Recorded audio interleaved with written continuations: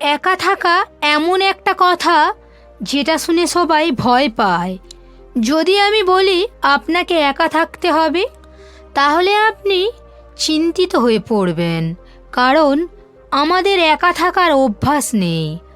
আমরা একা থাকতে চাই না, তাই আমরা পরিবারের মধ্যে থাকি, একসাথে থাকতে চাই। প্রতিনিয়ত বদলাতে থাকা এই দুনিয়ার সঙ্গে আমাদের জীবনযাপন তো বদলেই চলেছে। এর সঙ্গে সঙ্গে আমাদের জীবনের পদ্ধতিও বদলেছে। এমন অনেক মানুষ আছে যাদের বাধ্যতামূলকভাবে একলা থাকতে হয়, যেমন চাকরি ক্ষেত্রে বা পড়াশুনো সূত্রে। আবার অনেক মানুষ এমন আছে যারা নিজের ইচ্ছায় একলা থাকতে পছন্দ করে, নিজের কাজকে নিষ্ঠার সাথে একা করে। যারা নিজের মর্জিতে একা থাকে তাদের মধ্যে আলাদা একটা গুণ থাকে।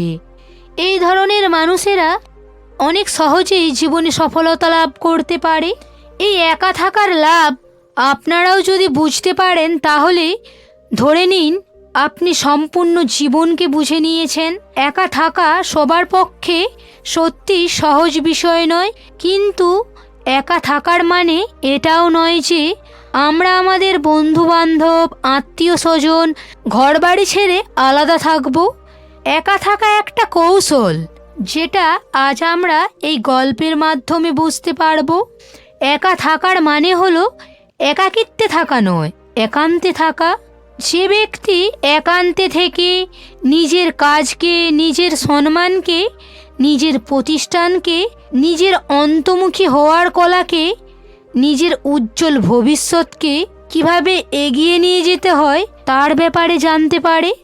আজ আমরা একা থাকার এই 7টি গুণের ব্যাপারেও জানব এই গল্পের মধ্য দিয়ে। চলুন গল্প শুরু করা যাক। একবার এক ব্যক্তি এক গুরুর কাছে আসে। ব্যক্তি গুরুকে প্রণাম জানিয়ে জিজ্ঞাসা করে, হে প্রভু, আমার দুঃখের কারণ কি? গুরু আত্মজ্ঞানী ব্যক্তি ছিলেন। তিনি ওই ব্যক্তির কথা শুনে ব্যক্তিকে উত্তর দেয়, যখন নিজেই নিজেকে কোনো জিনিসের সঙ্গে জড়িয়ে ফেলা বা কোনো জিনিসের প্রতি আসক্ত হয়ে তার পেছনে দৌড়তে থাকাই হলো আমাদের দুঃখের আসল কারণ। গুরুর কথা শুনে ব্যক্তি বলে, হে প্রভু, আমি এতদিন ধরে জীবনের সমস্যার সমাধান খুঁজছিলাম। আপনাকে অনেক ধন্যবাদ, আপনি এক বাক্যেই আমার সমস্যার সমাধান খুঁজে দিলেন। এই বলে ব্যক্তি গুরুকে প্রণাম জানিয়ে সেখান থেকে চলে যেতে চায়। এটা দেখে গুরু বলে, মহাশয়, আপনি তো আমার সম্পূর্ণ কথাটাই শুনলেন না। ব্যক্তি বলে, আপনার ইশারায় আমি বুঝে নিয়েছি, এতেই যথেষ্ট। এই বলে ব্যক্তি সেখান থেকে চলে যায়। ওই দিনের পর ঠিক 1 মাস পরে ওই ব্যক্তি আবার গুরুর কাছে আসে। এইবার ব্যক্তির অবস্থা আরো অনেক খারাপ ছিল। সে খুবই দুঃখী ছিল। সে গুরুকে প্রণাম জানিয়ে বলে, হে প্রভু, আপনি যেমনটা বলেছিলেন আমি ঠিক তেমনটাই করেছিলাম, কিন্তু আমি কোনো রকম সুখ পাইনি। আমি তো আরো বেশি দুঃখী হয়ে পড়েছি। ওই গুরু ওই ব্যক্তিকে জিজ্ঞাসা করে, তুমি এমন কি কাজ করেছো যে তুমি আরো বেশি দুঃখী হয়ে পড়েছো? ব্যক্তি বলে, আমি আমার পরিবার, বন্ধু বান্ধব, আত্মীয় স্বজন যারা প্রতিনিয়তই আমাকে দুঃখ দিয়ে চলেছিল তাদের ছেড়ে অন্য জায়গায় চলে গিয়েছিলাম। 2-4 দিন তো ভালোই লাগছিল, কিন্তু তারপর থেকেই তাদের কথা মনে পড়তে থাকে। বাবা মা, ভাই বোন, স্ত্রী, ছেলে, আত্মীয় স্বজন সবার কথা মনে পড়তে থাকে। এমনকি শত্রুর কথাও মনে পড়তে শুরু করে। এতটা দুঃখ তো আমি তাদের সাথে থাকার সময়ও পাইনি, কিন্তু তাদের থেকে দূরে চলে গিয়ে আমি যেন আরো বেশি দুঃখী হয়ে পড়েছি। তাই আমি আবার তাদের সাথে দেখা করতে এসেছি। তার আগে আমি আপনার সাথে দেখা করতে এসেছি।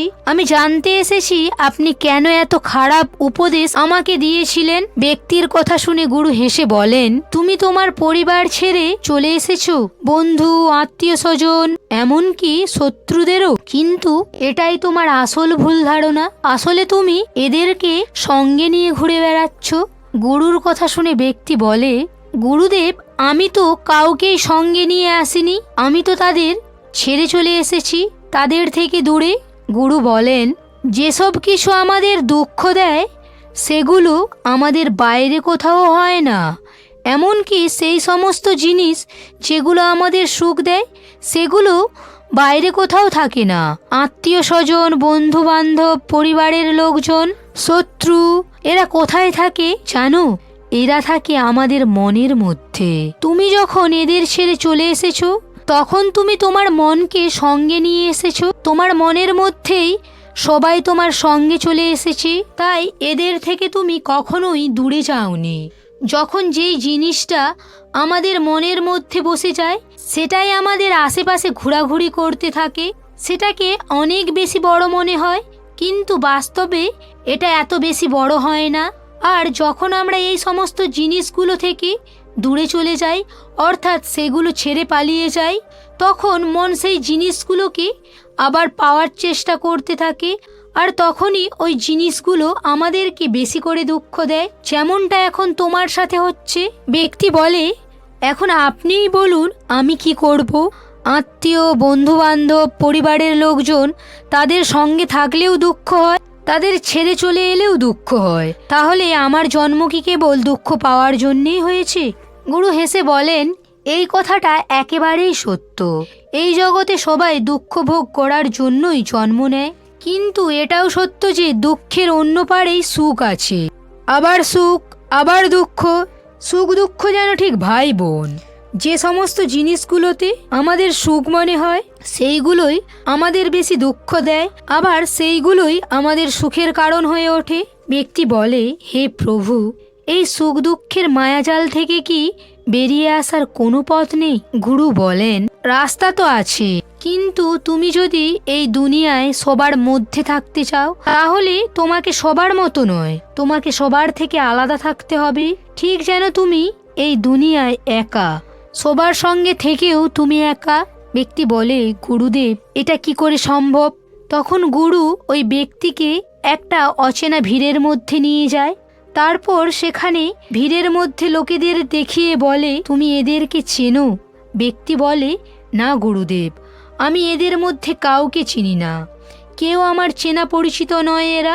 গুরু বলেন, তাহলে তুমি কি এখানে একা? ব্যক্তি বলে, হ্যাঁ গুরুদেব, আমি সম্পূর্ণ একা। গুরু বলেন, তোমার মনের মধ্যে কিছু একটা চলছে, তুমি একা নও। ব্যক্তি বলে, হ্যাঁ গুরুদেব, এখন আমার ঘর যেতে ইচ্ছে করছে। আমার পরিবারের লোকজন, বাবা মা, বন্ধু, আত্মীয় স্বজন, এদের সঙ্গে দেখা করার ইচ্ছে হচ্ছে। আমার মনের মধ্যে এটাই চলছে। গুরুদেব বলেন, এখন এই সমস্ত কিছু ভুলে নিজের চোখ বন্ধ করো, তারপর আশেপাশের আওয়াজের প্রতি ধ্যান সংযোগ করে মনোযোগ দাও। গুরুর কথা শুনে ব্যক্তি চোখ বন্ধ করে সেখানের আওয়াজের প্রতি মনোযোগ দেয়। তখন সে নিজের মধ্যে একাকিত্ব অনুভব করে। তখন তার মনে হয় যে এত মানুষের ভিড়েও সে একা। আওয়াজের প্রতি ধ্যান লাগানোর কারণে আর কিছুই সে ভাবতে পারছিল না, শুধু আওয়াজ, আর সে একা দাঁড়িয়ে আছে। এরপর ব্যক্তি চোখ খুলে গুরুকে বলে, হে গুরুদেব, এখানে তো আমি সম্পূর্ণ একা, এত মানুষজন আছে তবুও আমার একা মনে হচ্ছে, যেন কেউ কোথাও নেই, শুধু আমি একা দাঁড়িয়ে আছি। গুরুদেব বলেন, তুমি ঠিক বলেছ, এইভাবেই তোমাকে একা হতে হবে। তোমার চারিপাশে সবাই থাকবে, কিন্তু তোমাকে অন্তর থেকে একা থাকতে হবে। যে ব্যক্তি এইভাবে একা থাকা শিখে যায় সে কখনো জীবনে দুঃখ পায় না, সে সমস্ত জিনিসের মধ্যে আনন্দ খুঁজে নিতে পারে। গুরু আরও বলেন, মহান ব্যক্তিরা সফলতা একান্তের মধ্যেই অর্জন করেছে। একা থাকাটাকে কখনোই নেগেটিভভাবে নেবে না। এইভাবে একান্তে থেকে নিজেকে জানার চেষ্টা করতে হবে। যখন তুমি একান্তে থাকা শিখে যাবে তখন বুঝতে পারবে তোমার বাস্তবে সব কিছুই তোমার সাথে জুড়ে যেতে চায়।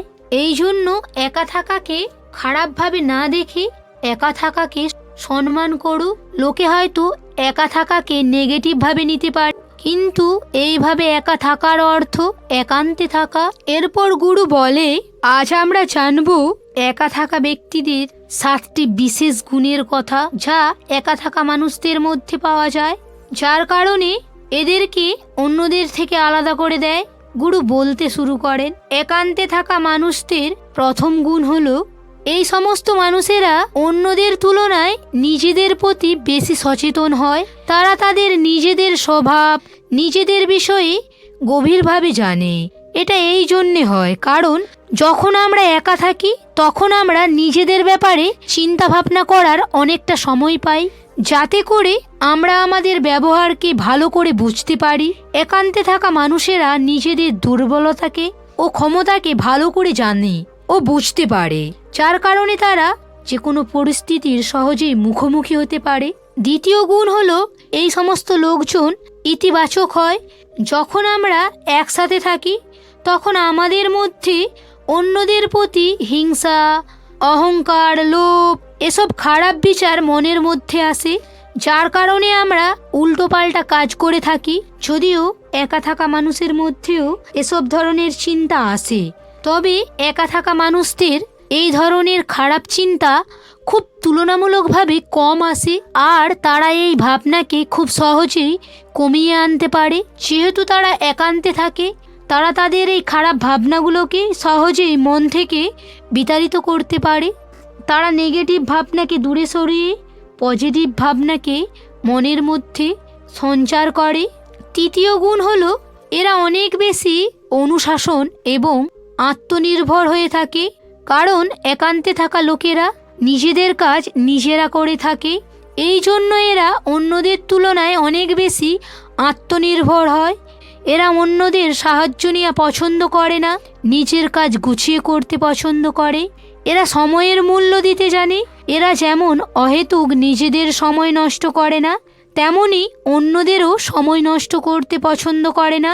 এরা জীবনে অনুশাসিত হয়, প্রতিদিনের জীবনে একটা রুটিন মেনে চলে, একটা নিয়মের মধ্যে থাকতে পছন্দ করে, তাই এরা অন্যদের থেকে আলাদা হয়। চতুর্থ নিয়ম হলো এরা যে কোনো পরিস্থিতিকে গভীরভাবে চিন্তা করতে পারে, আর এটা হলো সব থেকে ভালো গুণ। এই জন্য সাহিত্যিক, ব্যবসায়ী, বড় বড় সফল ব্যক্তিরা একান্তে থাকতে পছন্দ করে, কারণ যখন কোনো ব্যক্তি একান্তে থাকে তখন সে অন্তরের আওয়াজ শুনতে পায়। অন্তর থেকে সূক্ষ্ম সূক্ষ্ম সুন্দর ভাবনা চিন্তা করা যায়। তাই জগতের সব কিছু সৃষ্টির প্রথম অবস্থা একান্ত থেকে হয়ে থাকে। পঞ্চম গুণ হলো এই ধরনের ব্যক্তিরা সবার থেকে আলাদা হয়ে থাকে। জগতের বেশিরভাগ লোকজন সবার মধ্যে থাকতে পছন্দ করে, একা থাকতে পারে না। তাই তারা যখন সবার মধ্যে থাকে তখন অজান্তেই অন্যের অভ্যাস অনুকরণ করে নেয়, যার কারণে সবাইকে একই রকম মনে হয়। কিন্তু যারা একান্তে থাকে অর্থাৎ একা থাকে, তারা যেহেতু বেশিরভাগ সময়টা নিজেদের সাথে কাটায়, তাই তারা অন্যদের থেকে সম্পূর্ণ আলাদা হয়। অন্যদের বিচার ভাবনা তাদেরকে প্রভাবিত করে না। তারা নিজেদের নিজস্ব নিয়ম নীতির মধ্যে থাকে, যার কারণে তারা সবার থেকে আলাদা হয়। 6 নম্বর নিয়ম হলো এরা খুব বেশি লোকের সাথে সম্পর্ক তৈরি করে না, কিন্তু এরা যার সাথে সম্পর্ক তৈরি করে তার সাথে মন থেকে সম্পর্ক তৈরি করে। তাই এই সমস্ত মানুষদের বন্ধু কম হয়, কিন্তু যাদের সাথে এরা বন্ধুত্ব করে তাদের সাথে সম্পূর্ণ সততার সাথে সম্পর্ক করতে পারে। বেশিরভাগ লোকজন ভাবে একান্তে থাকা মানুষজন কম কথা বলে, কিন্তু যাদের সাথে এরা জুড়ে যায় তাদের সাথে এরা মন খুলে কথা বলে। 7 নম্বর নিয়ম হলো এরা মানসিকভাবে খুব মজবুত হয়, কারণ এরা যে কোনো সমস্যা খুব সহজেই মোকাবিলা করতে পারে। এরা যে কোনো সমস্যাকে খুব মনোযোগ দিয়ে বিচার করে সেই সমস্যার সমাধান নির্ণয় করতে পারে। ব্যক্তি গুরুর কথা বুঝতে পেরেছে, সে গুরুকে প্রণাম জানিয়ে সেখান থেকে চলে যায়। বন্ধুরা, তোমরাও যদি জীবনে সফলতা পেতে চাও তবে অবশ্যই একান্তে থাকা অভ্যাস করে নাও, কারণ যারা একান্তে থাকে তাদের মধ্যে এই 7টি গুণ পাওয়া যায়, যেগুলো আজ আমরা ভিডিওর মাধ্যমে জানতে পারলাম। তোমরা নিশ্চয়ই বুঝেছো এই গুণগুলো কত গুরুত্বপূর্ণ, আর যাদের এই গুণ থাকে তারা কখনোই জীবনে অসফল হয় না। তাই জীবনে সফলতা পেতে অবশ্যই একা থাকার অভ্যাস করে নাও। সবসময় হাসি খুশি থেকো, অন্যের পাশাপাশি নিজেরও খেয়াল রেখো।